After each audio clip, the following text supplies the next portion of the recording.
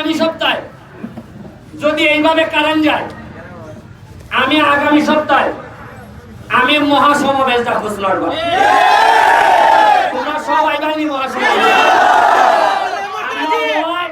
ওই এরা কারেন্ট দিত, নাইলে এরা অফিস কাম করলে আমি দিত গিয়া। আমি এমনি বগি জগিতে আমার বোঝানি যেত না। কালকে আমি ফোন দিছি কারে জিএম রে, জিএম এ কয় আমি আওয়াজই বুঝছি এর কিছু দুর্বলতা আছে। কয় স্যার একবারে নাই স্যার, মাত্র 5 মিনিট ওয়ার স্যার। আর এর যদি বেটা যদি ফোন দাও এমন ইংলিশ কয় বুঝুই যায় না। যেমন আছে এটা আমি কেমনে বুঝবো? 35 লাগে মেগাওয়াট, 10 আছে 5 নাই বিউ গেছে গা 3 এবং 33 মেগাওয়াট চিনি গেছে গা কোনটা শিখছে এখন এটা কারে বোঝায়?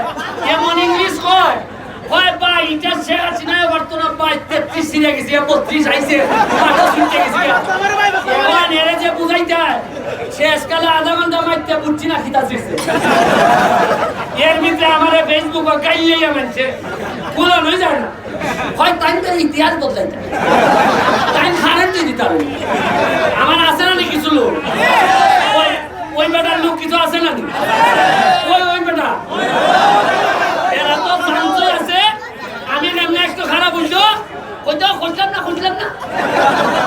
তবে আগামী সপ্তাহে রেডিও মহাসমাবেশের লেগিয়া আমরা সবচেয়ে বড় মহাসমাবেশ করে জানাই দিব। ওই কারণ দিবাই নাইলে সোনার গাছ চাইলে অভিগঞ্জ যাইবাই। আমি আবারও এবার আমি ওই যে বিদ্যুৎ মন্ত্রী পিপু ভাইয়ের সাথে আলাপ করবো। কিতা মাত্রায় রে ভাই, এরা বেশিরভাগ নেতা ওই চিহ্নগুলো যায় না। ও আচ্ছা টেবিল আচ্ছা এই চাকরি আসেন সামনে আসেন। আমি এখন চাকরি চাই আমাদের প্রধানমন্ত্রী আমি এটা কথা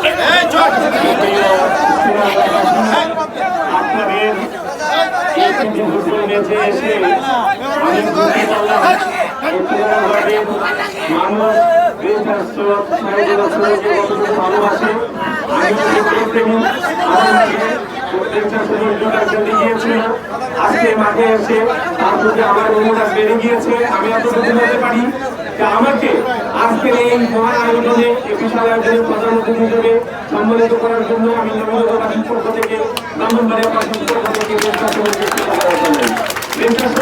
শুধু আপনাদের সন্তানই নয়, বাংলাদেশের সম্পদ তাকে রক্ষা করা আপনাদের দায়িত্ব।